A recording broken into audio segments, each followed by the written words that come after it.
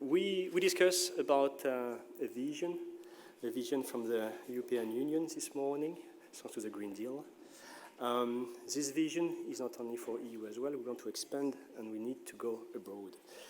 We want to go abroad. We have a lot of capabilities in the European Union, and we have institutions which are working currently really hard in order to help to develop capabilities, develop partnership.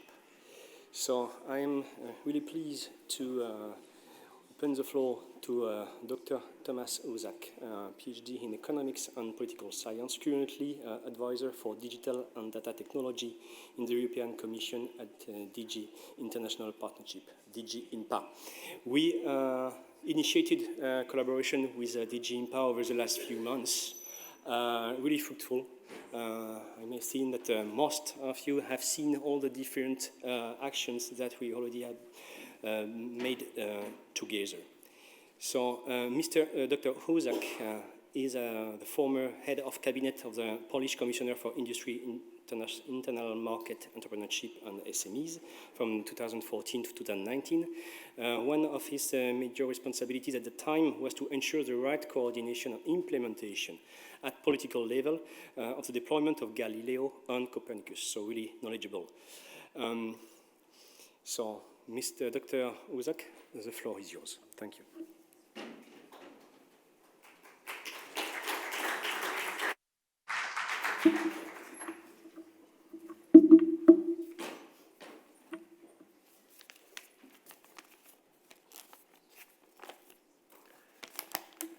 Ladies and gentlemen, dear colleagues, dear EXPANDEO ERC community, it's a great pleasure to have this opportunity to be in front of you today. And it's really an honor as well to represent Director General Kunduns, the Director General of DG International Partnerships, former Director for Development Cooperation.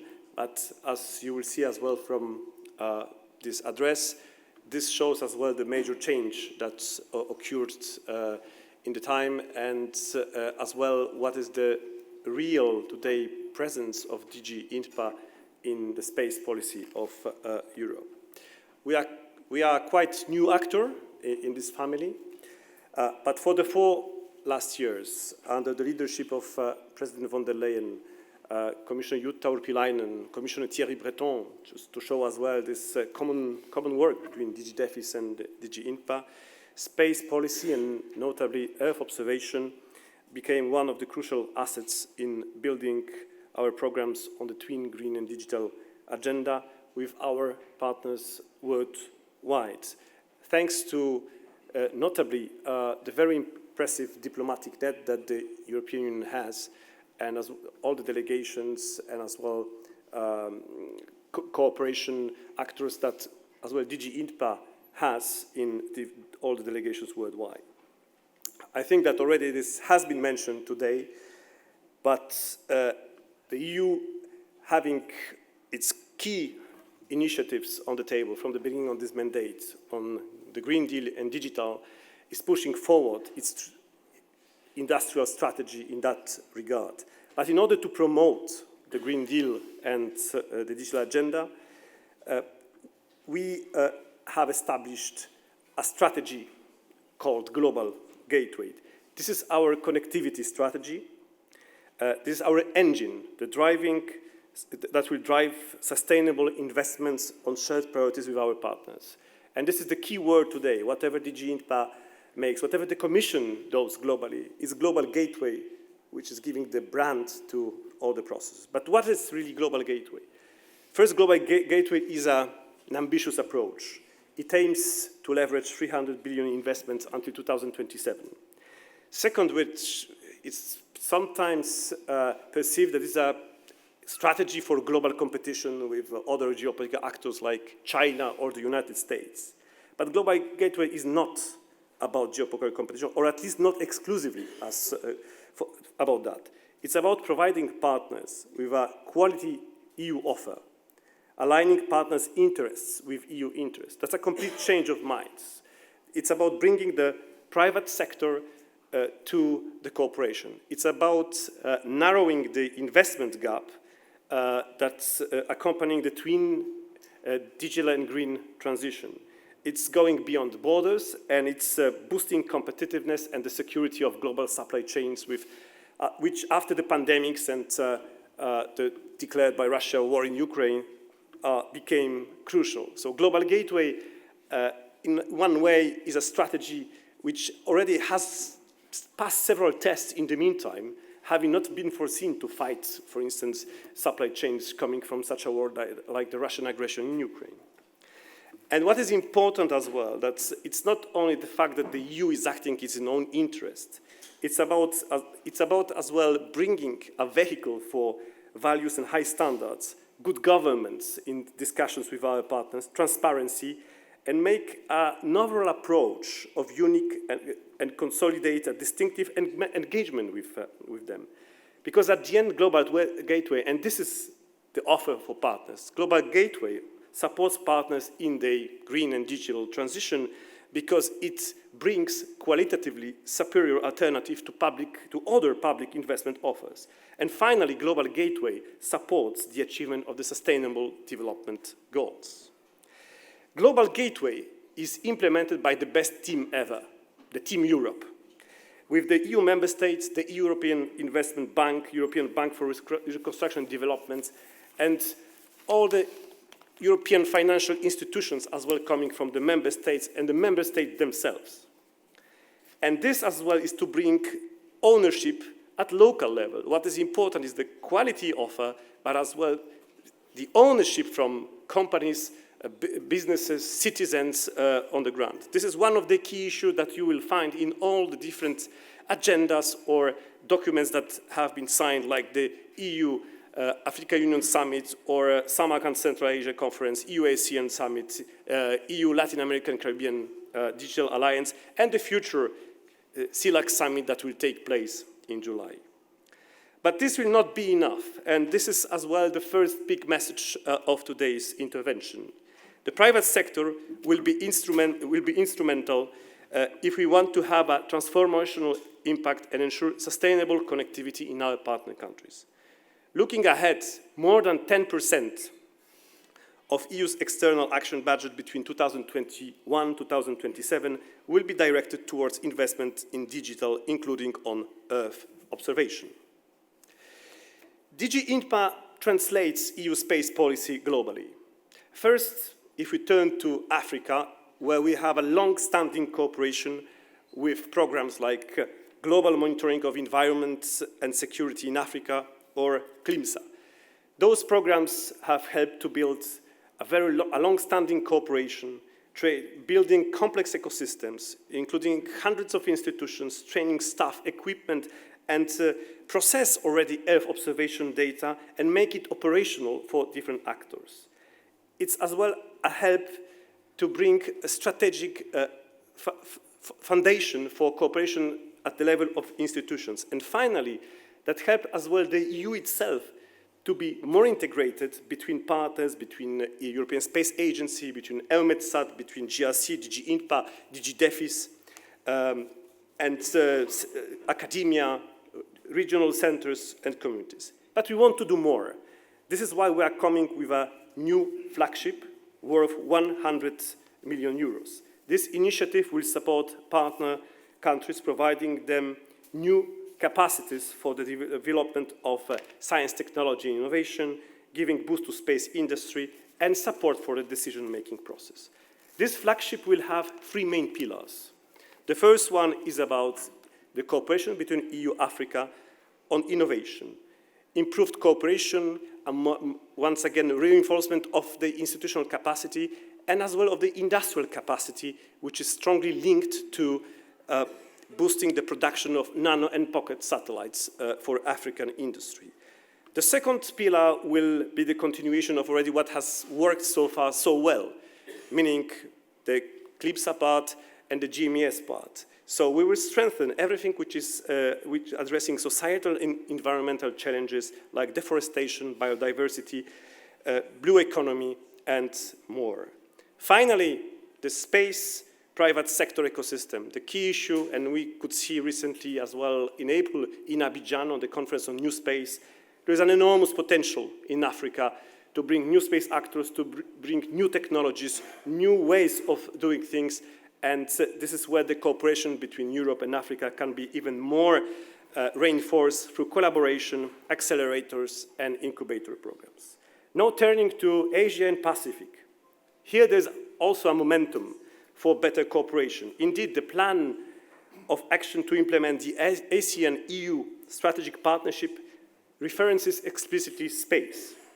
First, if we look at the Digital Connectivity Team Europe initiative for the Philippines, worth 25 million euros, we see that the main objectives is about enhancing high-speed connectivity and access to Copernicus data from the EU to the Philippines. It will also allow for a more rapid response to disasters.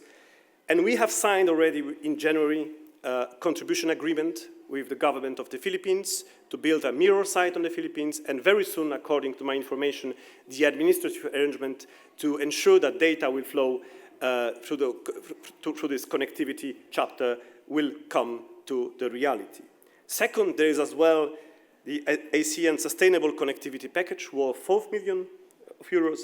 That includes as well a very strong component in space, because at the end, the vision is the Philippines, ASEAN, is to make a very strong backbone for high-speed connectivity in the region, and to make sure as well that the data that will be provided by EU satellites and is used as well by local communities at the service of local communities, but as well in the whole interest of the EU. There is as well something that has to be very strongly emphasized, that Central Asia is as well showing great aspirations in regard of future cooperation with the EU, with the changing geopolitical times after the Russian aggression in Ukraine. The 40 million digital connectivity in Central Asia Team Europe initiative, which was launched in November 2022, will invest in European satellite solutions to remedy poor access to internet. Central Asian countries in May have expressed as well very strong wish to cooperate on Earth observation. And finally, Latin America and Caribbean. Why I left this at the end is because we are still ahead of one big event coming in July, the Community of Latin America and Caribbean Countries, the CELAC Summit in July 2023, which will be a unique opportunity to build a new agenda, new avenues to shape, steer, and accelerate digital cooperation and investment between both sides of the Atlantic. And we had already the first big important chapter for this. It's the launch of the EU Latin America Caribbean Digital Alliance that has been agreed in Colombia in March this year. And this EU-LAC Digital Alliance is supported by an initial contribution of 145 million euros from Team Europe, including 50 million euros from the EU budget, to boost digital cooperation between the region in 4 key areas. First is the extension of the Bella cable, which is extremely important. It's the highway for data from Portugal to Fortaleza in Brazil. And the main objective today is to make sure that this extension of Bella will reach in the future years as many countries as possible, because that's the crucial issue for development of local services and to bring as well local businesses and European businesses on new applications and new capacities. This is why we have the second pillar of this cooperation, the EU Latin America Caribbean high-level policy dialogue on digital policy and regulation. It aims at improving digital governance, harmonization of the legal and regulatory digital environment through the alignment of digital policies in the Latin America and Caribbean region. This action will bring together policymakers on both sides, helping to build consensus on digital policy, but most importantly, on so problematic regulatory matters as data governance, e-governance, cybersecurity, and connectivity. 3, the EU Latin America Caribbean Digital Accelerator will seek to forge novel ways of collaborating between the private sector from both regions by accelerating multi-stakeholder and private sector collaboration, competitiveness, digital skills, innovation, and joint ventures between European and Latin American Caribbean businesses in the digital area. The multi-stakeholder platform, the D4D Hub, and its private sector advisory group will be important vehicles to deliver on these objectives. And finally, is the Earth observation, with 2 regional Copernicus centers in Panama and Chile. It will be crucial to exactly define how the 2 centers in the incoming years will deliver on key issues related to environment, to blue economy. Let's take just, I had a chance to participate in the marine community of Copernicus last week, the sargassum blooming, which is with the climate changes is becoming a real economic problem for the whole region. And Copernicus data, the Panama Center, and all the countries together can bring solutions to this very difficult product from the climate change. We hope as well that both centers will maximize the academic cooperation and that they will use this Bella cable, and that will turn into successful implementation of local policies and initiatives. We hope as well that the Copernicus data centers will open opportunities for industrial cooperation between EU and local companies, that with areas of training, capacity development, production of tailored products, and provision of EU technologies data, opening new markets and promoting the internationalization of EU companies.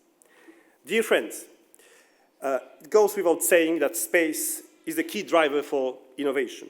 And your appearance here, your work, your very hard dedication, your ideas coming in the process will be crucial for the incoming years to make sure that we build ecosystems that do deliver, not only for Europe as well, but for local citizens.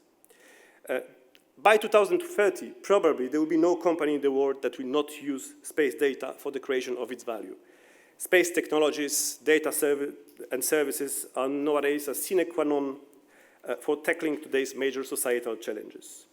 Let's just say about emergency services, health, land use and precision agriculture, food security, water, oceans monitoring, climate change adaptation, biodiversity monitoring, energy, migration, cadastral urban planning, smart transport system.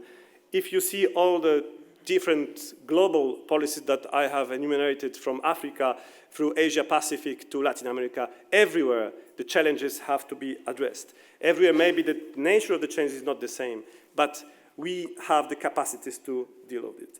And this Copernicus is not alone. We have EGNOS, we have Galileo, we have as well the new constellation, our Square, that will slowly be deployed. And all impressive achievements in their own, showcasing Europe's excellence in the space sector. There is no doubt that the future lies in space. And there is no doubt that we, Europe, the second space power in the world, we have to be more proud and more active as well to show this pride and to show exactly the excellence of our products. We have all the instruments to empower our citizens and our businesses. And we have all the tools to express our leadership in keeping the green and digital agenda on the successful path. Working as a team, we have all the tools to support the world of 8 billion people. Thank you very much for your attention.